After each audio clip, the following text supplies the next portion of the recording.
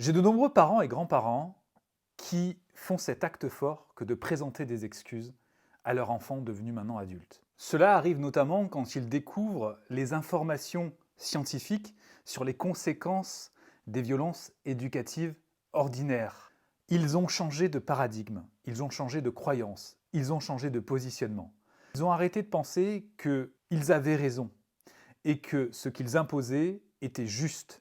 Ils ont commencé à ouvrir cette fenêtre empathique en se disant « ce que j'ai fait a peut-être déclenché des chocs, des émotions désagréables chez mon enfant, devenu maintenant adulte. » Et le fait de présenter des excuses, même si elles sont refusées dans un premier temps, est un acte libérateur pour la personne qui a été victime d'actes de ce type, mais libérateur également pour la personne qui va émettre cette présentation d'excuses.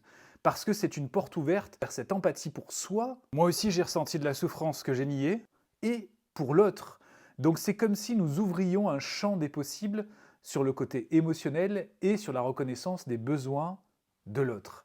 Donc présenter des excuses à un enfant tout de suite, et ne pas attendre qu'il soit adulte, est aussi très intéressant parce que cela va donner plusieurs messages à l'enfant. Il va comprendre que nous sommes tous vulnérables, nous sommes tous humains, que les erreurs sont humaines et qu'on peut en commettre, et que reconnaître la résonance que nos erreurs ont sur les autres est une force.